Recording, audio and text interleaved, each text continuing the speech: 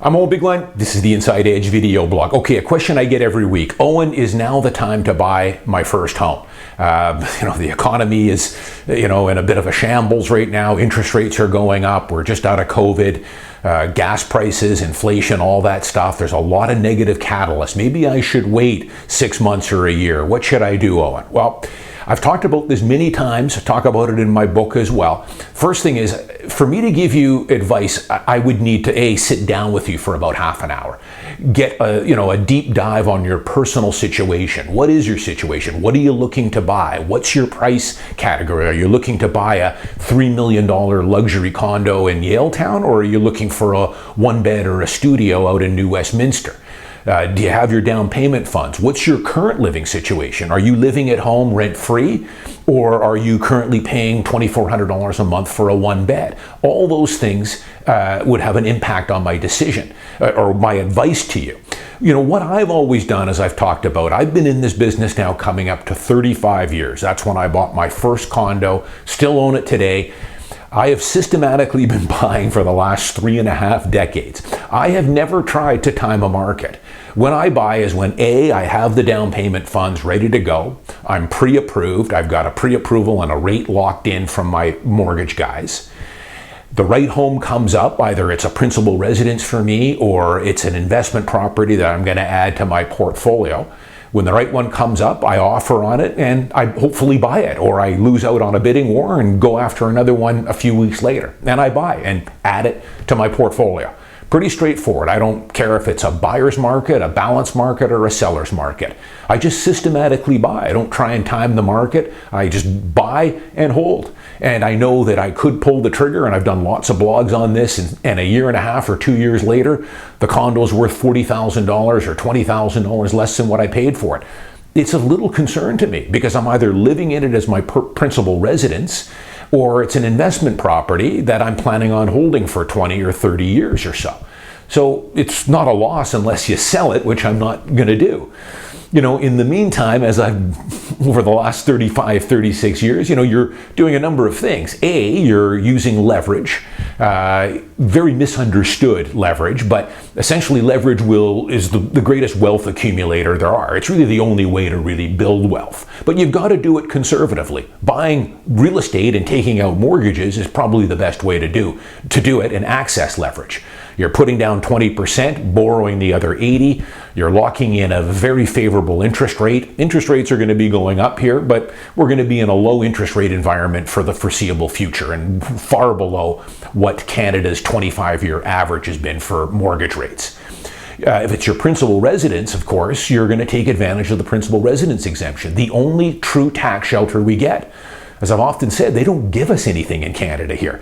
TFSA is a pittance. You should be maxing that out. RRSP, well, probably for me, it'll provide about, I've been maxing it out since I was 18. It'll still only provide about 15% of my retirement funds. Most of my retirement will be in, even though I've maxed all those vehicles out, will be outside of that in a cash account or non-registered account. Take advantage of the principal residence exemption. So, a lot of it is on your personal circumstances. Now, if you're living at home and let's say you're looking to buy a luxury condo, $2 million, $2.5 million, that market is starting to soften. Prices are coming down. So maybe waiting another 6 months or a year, perhaps, it's your choice. Now, if you're looking to buy a junior one bed or a good quality one bedroom, that market pretty much is always favoring the seller. Maybe, who knows, over the next year or so, it'll start going down, maybe get into a balanced market. Seldom goes into a buyer's market. Not for the quality condos. For the dogs, yeah, those are probably already getting near balance now, the ones hugging up on bridges and in bad stratas. And then, the other thing is, by waiting a year, sure, maybe the prices, especially on some of these higher end homes, might come down. But then again, your borrowing costs will probably go up. That's why the prices are going to come down. We're going to get another 2 or 3 quarter point or half point interest rate hikes. But a lot of it just depends on your personal situation. And I would say it's your choice. Again, how I do it is I just systematically buy, get in the market, get a good home, lock in a low interest rate, start creating equity 2 ways. You're going to get long-term price appreciation. If it's a principal residence, it'll be tax-free.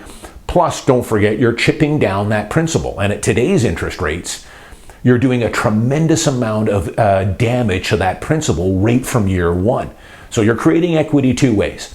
The final thing I would say is once you do buy, you've crossed a huge financial hurdle in life. It's like a boulder has been lifted off your shoulders. Trust me on this. Many of my loyal viewers will vouch for that. Getting into your first home is a massive, massive first step. You've set yourself up now for financial security and financial freedom down the road.